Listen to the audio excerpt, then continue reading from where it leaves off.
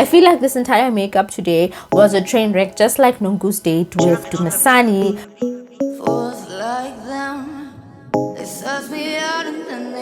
Dumelang, my fabulous friends. I hope you've been fine. We have a lot to talk about. Season 3, episode 2 of The Real Housewives of Durban, or aka The Real Housewives of Trying to Start Unnecessary Smoke with Each Other, was interesting. So I'm going to be reviewing that, and I figured since February, Valentine, I'm going to be trying to use my Hermosa Flor love palette while doing that. So episode 2 starts with the dinner, Jojo, and it basically starts off where we end, but they don't show the rest of the introductions that we had with the other women. We start with Mbali singing us out with her now famous line, "Phela mina ngizwit." You know what? My brain has been singing that song like Kuri. It lives rent-free in my mind now. Every other minute, phela mina ngizwit. So I feel like sis should release that song again, because like it can even go gold or platinum or thing. But anyway, yeah, Mbali sings us out and all the ladies leave, and Annie seems a bit down, so she stays behind with Jojo, and they briefly talk about the drama with Nonku. But Annie is smart. Jojo is smart. Jojo decides hurbanang mo na kidike ni kita baya luna Nonku tlo botsa ka mkhanya kong ho botsa ka tengi na liskan kenya ka maharing, which I feel like is a very smart decision from Jojo, and I wish other people I'm looking at you, Sorisha, were as smart as Annie in this instance. Then what Annie does is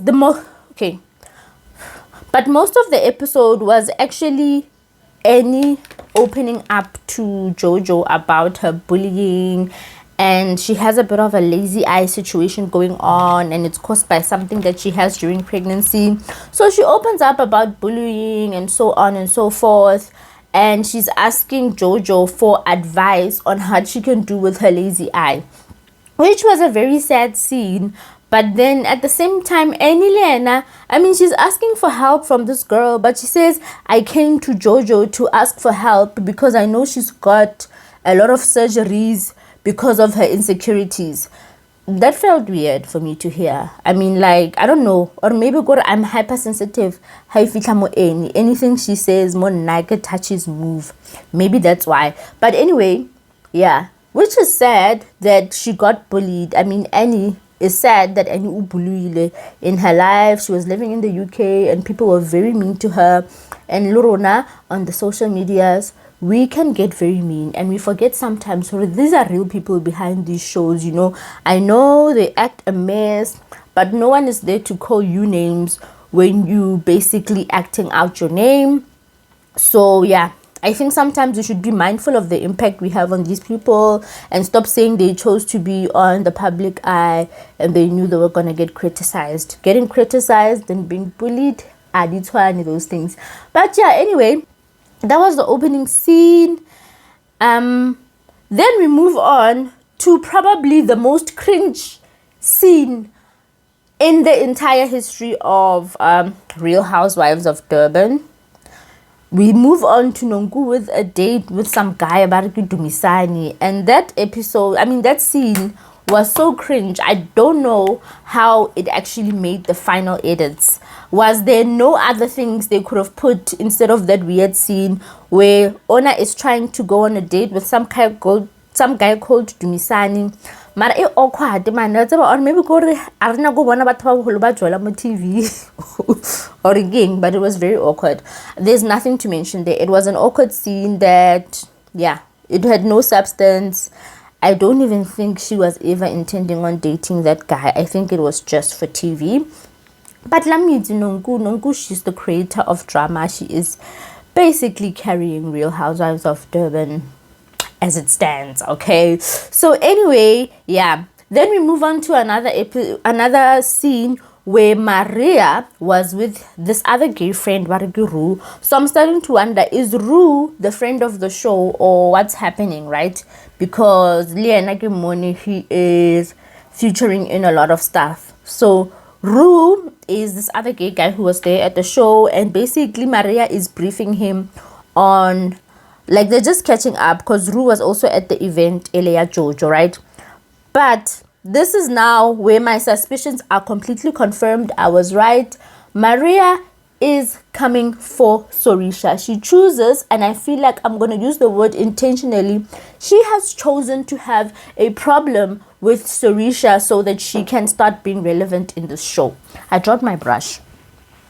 Anyway, yeah, so she comes and decides Hori Sorisha nkebasa again. Although I believe it was true that Sorisha shouldn't have interjected herself in the business here any lintwena, but I could hear from the tone ya Maria, it was not driven by that. She was already looking for a problem with Sorisha.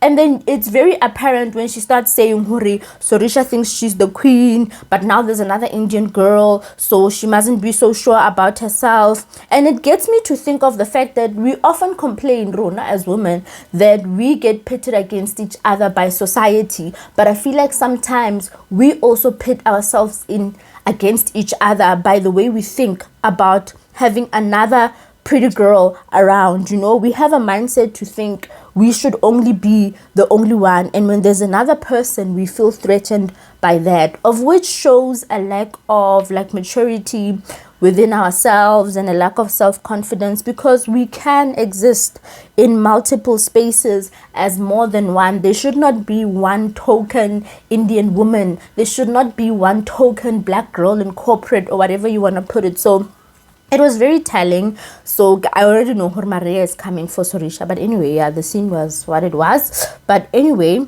we move on. From that scene, we go to Mbali coming to visit Nonku's house. And for me, this was my favorite scene. It was a very wholesome, beautiful thing to see, where you saw Mbali open up to Nonku about her challenges and the loss of her child. And Nonku, in the typical pastor's kid, you know, the pastor kid in her just came up and alive, and she immediately prayed for her, which was beautiful. I love to see this thing in shows which are airing up live. But in all honesty, I know how you people are. You'll say it's beautiful, but if the show was just filled with scenes of these women doing that, you probably wouldn't watch it. You know, complain about the show ya bora in because we love a train wreck. Like, we watch reality TV not for wholesome scenes, but for the train wreck that these women give us, and the drama and the entertainment they continue to serve. But anyway, I don't want to get into trouble, so I'm just gonna leave it there. But yeah, it was very wholesome, and yeah, I think this is really sad of what happened to Mbali. It is a very sad story. Her son was always a sick child, and at the age of 16, she was shooting somewhere. She was shooting a series, and then she got a call, and somebody told her son is no more. So yeah, all my love goes to her. It must be unimaginable. And then we get another wholesome scene with Annie and his sister. They go out, and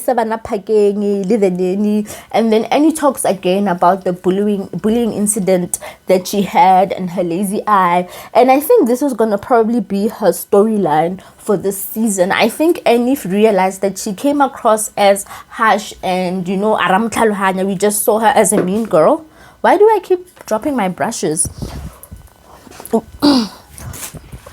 We just saw her as a mean girl. So I think it's like her trying to rebrand and change her image in the show.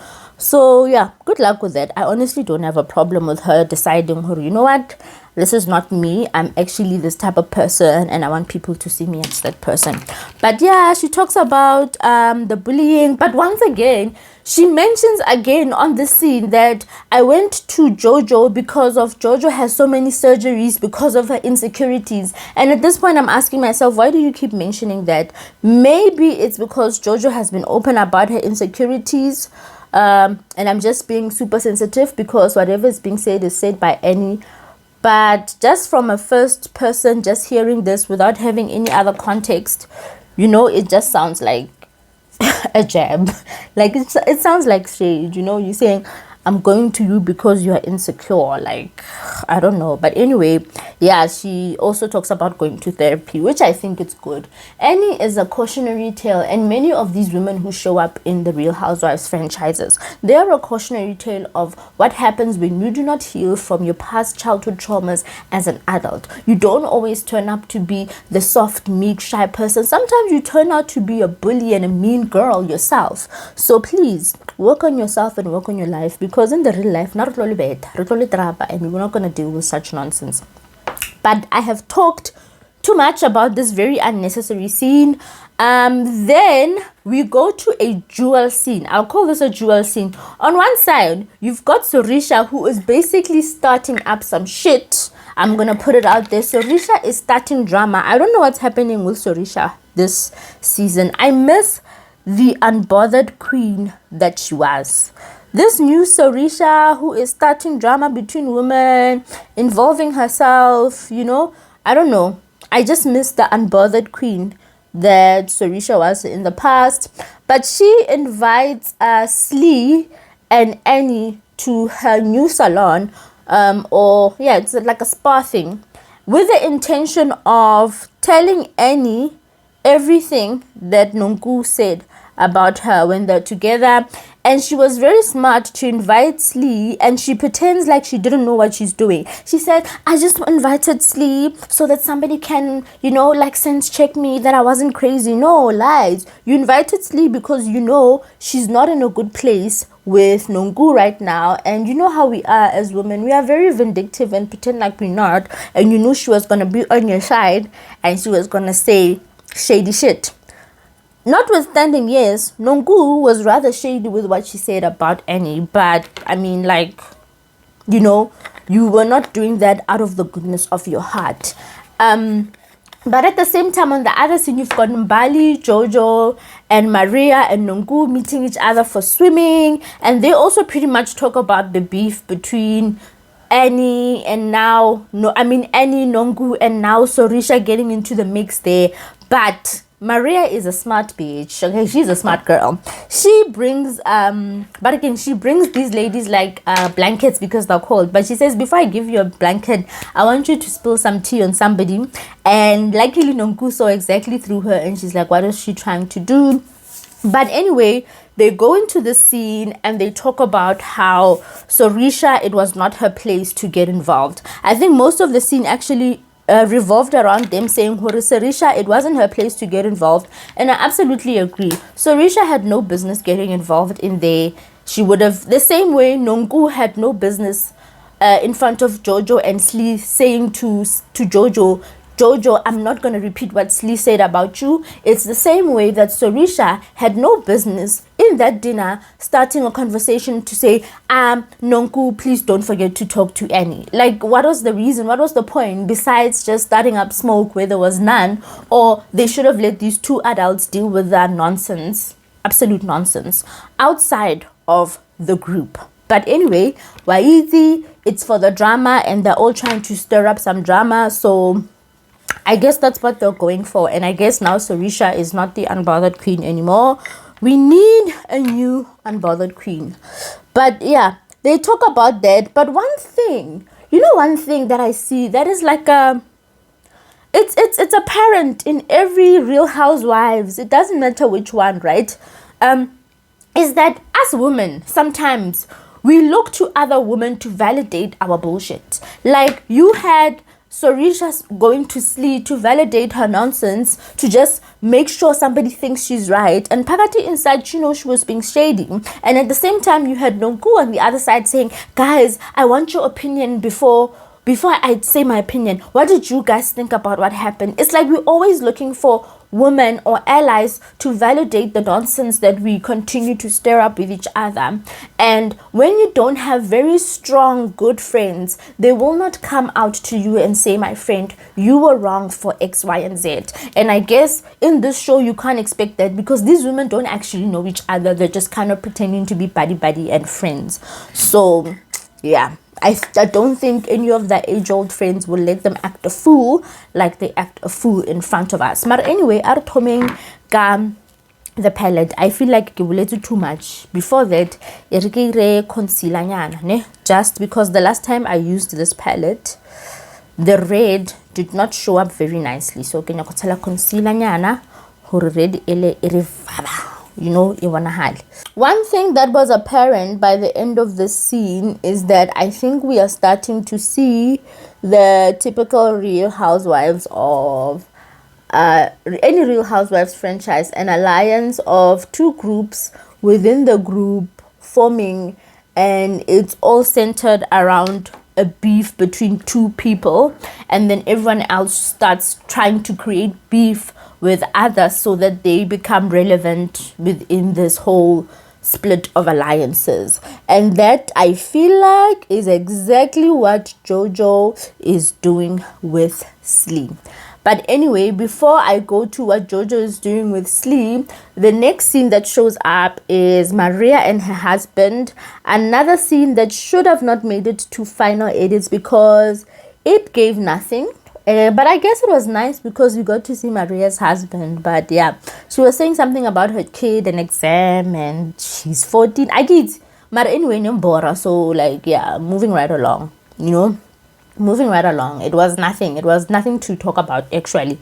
But yeah, now I'm gonna go into what I mean by Jojo basically starting some drama with Slee because she has decided she does not like Slee, and she has now recruited her husband to be part of this drama, which I think it's just weird because these husbands are better off when they don't get involved in women's business. And I feel like Calvin will regret this decision. But anyway, Calvin and Jojo are talking, and Calvin continues to tell Jojo that he met Slee, and Slee was basically kind of like flirting with him, talking about they should go have tattoos together, and Nonku was there. Once again, Nonku being the central person who's basically carrying the show on her entire back. But yeah, Babulela hor Nonku was there, but Nonku misunderstood. So Jojo utletse pelu at this time, mahafa fisa ukwatile and gimemetse touches door gimemetse ha ka nthoma fela ke ready for yena. So yeah, she's already like on 100 before everything, right? Then yeah, so Jojo ifella mo ufela akwatile mahafa fisa ne. Then we move on to another scene where Nonku is walking to Slee's house. And this was a weird scene. I feel like this was a wrong scene. But Nonku is basically walking to Slee's house to go check on Slee. And Slee sees Nonku coming up. And Nonku otama uya ko Slee kadi kwai and ke Nonku na le drama wait. Kadi kwai vela like walking around estate but anyway, she's in these heels and Slee is taking out groceries, and you can see the relationship is strained. And Nonku starts by once again, as per Nonku's MO, apologizing for the poor choices she makes. So one thing I absolutely do not like about Nonku is the type of person who goes and messes up, and she feels like by apologizing we should all excuse her shady behavior. No, learn, evolve, grow up, mind your tongue. Yes, it's good to apologize, but to some extent I think we've seen Nonku act a fool too many times and then just come back to apologize, and she says, I'm authentic, I own my shit. Part of being authentic is also not starting shit that's absolutely unnecessary, Nonku. But yeah, she apologizes to Slee, and Slee, you can see she's not interested. And you remember when I said I like Slee and she's a real one? I guess I was confused. I was just making assumptions from episode Yamatomo. Slee, she obviously, you can see from her face that she is unbothered and she's not ready to forgive. But what bothered me in this scene was that Slee, I would have expected her to just kind of tell Nonku there at the moment, you know what, my friend, I'm not ready to forgive. Give me a minute. Or just kind of say, yeah, no, this is not going to be the same. And yeah, I don't want to do this. But she continues with her unbothered face, basically, she's like, yeah, you know, I love you too. Yeah, let's just be fine. Still wearing her shades, not allowing this woman to go inside her house so they can have a normal conversation. And then at the end, in her confessionals, like everyone is a confessional queen because everybody knows how to talk in the confessionals. Okay, this eyeshadow is turning out to be a hot mess. But in her confessionals, then she says, I don't trust Nonku anymore. I would have expected her to say it out loud when Nonku was in front of her and they were having the conversation. But I guess these women, you know how they are. They start drama that they cannot live up to. They backtrack and so on and so forth. So, but Nonku, Leana, she picked it up. Yeah, we're not okay. She's just saying it, but I could immediately tell we're not okay. So that is the scene. From there on, I don't know what I'm doing today, got this makeup look, mara so far ish. Mara still more. So kita no continue more. So now we move on to the big scene of the show, this episode, and it's everybody batlile bako launching ya ulas or ulas or whatever, but it is the company sorisha. She's launching a spa salon or something like that, and all the ladies get there, and Nonku and Annie get there first. So Annie got there first, and then Nonku followed, and it was so awkward to see because you can tell they're not okay with each other, but they're really trying so hard to be fine with each other. So Annie sits there and she's like, hi Nonku, how are you doing? Like, it's just like such an awkward scene where you mole banyana here kwatelane and childhood by the bigger person and so on. That was typically what the scene was about. But anyway, all the ladies come in and they were looking nice-ish or just normal, but I have to call out Slee's outfit. No hira halang mola aperi skirt ka baiki orange yellow highlighter yellow and black, like combo ya tengi inesa communicate. I can see she was going for a type of look, mara the combos were not comboing, the outfit was not outfitting. But yeah, I guess the scene was not about the fashions. But anyway, as the ladies are sitting there, in comes this lady, Bariki Nesh or Sane or Agizikimang, and Utla alu so forward. Utla mola mobanyana mbalabantingi. What and she asks everyone, who are you, who are you, who are you, who are you? And then she's like, yeah, my name is I think she said Nesh, but later on I heard them calling her Sane. Nesh I wanna cause drama. Drama.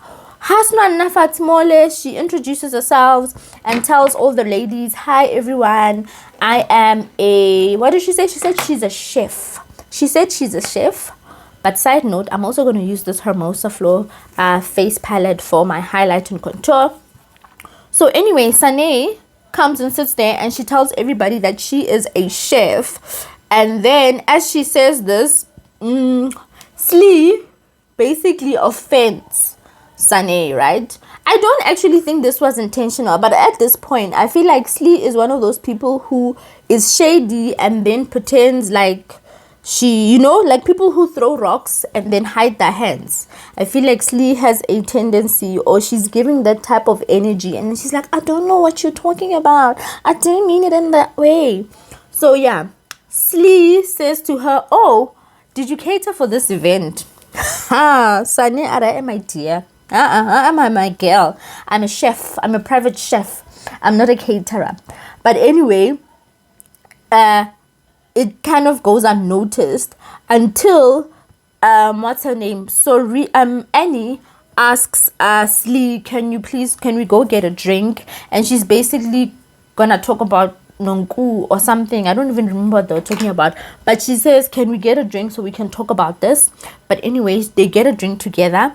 And then when she's left, Slee goes to the other girls and starts this thing. And she's like, who the hell does this girl think she is? I mean, Sane talks to the other girls and starts this thing. He says, who the hell does Slee think she is? She's so offensive to me. Why is she saying I'm a caterer when I told her I'm a private chef? She's looking down on me. And this is where Jojo saw the opportunity to kind of jump on this and make it about herself and start the smoke that she has been waiting to start with Sane, with Slee. Why do I keep confusing these two girls? Woo! Shit! Fuck. I was trying to take blush and I mistakenly took, what's this? Contour. So now it's messing up my look. Damn it. How am I gonna fix this? Let's see. We will... Shit. Let's see. Arabon. Okay. Haluka.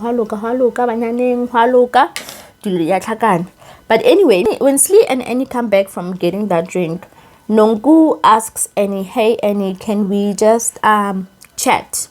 And Annie is one of those people that I absolutely don't like, or she does one of those things that I absolutely don't like, where she makes Nonku look like Nonku is just a problem in herself. She's unbothered, which is okay to be unbothered, right? But what I don't like about her, and a lot of these people, they pretend like the other person is just problematic and crazy. She's like, oh, typical Nonku, she's gonna do what Nonku does. And I agree on her that Nonku sometimes is shady and then goes and talks about it, ne?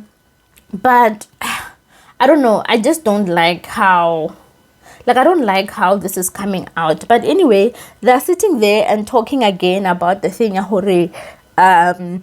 So, akarata nakwela how you go, go that event when I hormone how annefati, and that's what sparked me to say, I feel like you're scared of your husband, which I feel like Nonku was reaching in this instance. How does that translate to somebody being scared of her husband? But anyway, apart from that, they talk about the thing, and I'm just there thinking, anaroko high school. I mean, like, really, I thought we are over this thing, right? But yes, I feel like they're just making a thing out of this Nonku and thingy drama that is absolutely unnecessary. Today I keep dropping my brushes. That is absolutely unnecessary. So they talk about it, but as they're talking, on the other hand, Slee is getting attacked basically by that other lady saying, why did you call me a caterer? I never said I was a caterer. And Slee is acting dumb. She's like, I don't know what you're talking about. I don't know what you're talking about. But anyway, then it stops being about Slee and this woman and starts being about Slee and Jojo. Jojo makes it about herself and Slee, and then she tells Slee, Huria, wena utsamaya unyako shela munaka, unyako fasa munaka, or nanoro irangi ka munaka, stay away from my husband. And that was actually the name of this episode. And Slee is confused. But what I didn't like happened here. Jojo, what I didn't like happened here was Jojo then throws Nonku under the bus and says, yeah, when Slee asks, yeah, what's happening here? Like, how do you know that, all of that? And who told you that? She implies that Nonku kena muditeng and Nonku habulela sepe. Once again, they're putting Nonku in the middle of this thing. Once again, I will repeat, at this rate, Nonku is basically carrying this show on her back. Nonku sleeps tired. She needs to wear a waist trainer or a back support because she is basically carrying the show on their backs. Why is this drama going back to Nonku when Nonku said absolutely nothing? And then they're like, no, let's go call Nonku. Slee feels now betrayed by Nonku again. And Nonku is there trying to resolve a drama with Annie Bamiza. And then Liana, she's confused. Or can't do mo vela because Lena negutaba confused. Or next. But yeah, they basically tell her, Horia, wena why ubuza Jojo hori naniki bulela lumunna hai o karikenya ko mofasa anerubulela mar nerubulela ka tattoo. And then Nonku, I feel like Nonku's problem ne, she's too honest. She doesn't know how to manage this woman and say things in a, politically correct way. Nonku are vela chomi wena urele ausu ole war usingil, urele Kelvin war usingil. And Ona denies that she said that. I feel like she said that she was just not trying to be causing drama. Ar umrele war usingil vela. So agituro bulela kaing, right? Ho ori like hirahalang Nonku seems confused, and rightfully so. She should be confused because I don't think Nonku thought anything of this, and even Calvin said Nonku looked lost, right? So I don't know why Bamukenya in the middle of this, and something tells me that if they ever make peace, they're gonna make peace at the expense of Nonku.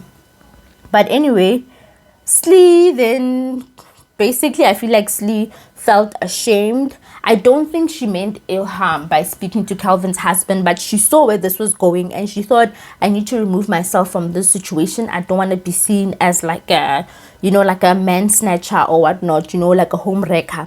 So she leaves and she's in tears, and Sorisha calls her to find out she's okay. And she says, I'll call you back later because right now I'm not okay. But then, when all of this drama was happening, Miss Londi London walks in, and I'm like, ooh, I was not sad that Londi was not there, but I must say the plot twist, I didn't see it coming, right? So Miss Londi London walks in, and then she is like, yeah, what's happening? Everyone is excited about Miss Londi London. And they asked Miss Londi London, how are things going? So at that time, they're sitting there with Madam Slee. So how are things going with you? She says, yeah, I don't want to talk about it in front of a stranger, which is rightfully so. I don't want people to know my business. But Slee sees this as a moment to start more drama with another woman, because I think she's desperate to be part of this cast. If she's just a friend of a show, I think she wants that housewife spot. So then she goes and basically comes for Londi London. I feel like Londi London was never ready. We were never ready. We never saw it coming. But Obusa Londi London, Are, you can say whatever you want to say. You don't have to mind me. But at the same time, I can move. No, she says, you can say what you want to say. You don't have to mind that I'm here. But at the same time, what are you hiding? What are you hiding? And then Londi, I think Londi, she's kind of like a girl who is ready with the snapping. She thought she was going to clap back, and Sane or Nesh was going to just, go like humble herself. But honey, was she wrong? So she's like, yeah, ungena happy when hey, Sane amnamel. Amunamela jaga skuta ngwana. Namela. He? Amunamela jaga skuta. Come motsa hore bona fa wena. If nkosa papi. Nkaba sentse o le mo. O reila di Range Rover. O reila di what. Nkebo sentse na le monna. Mara ka ona wena wa papa. Dilo tsa hao di tsamaile south. Hey. That was unexpected, and that was a low blow. Honestly, I'm not gonna lie to you.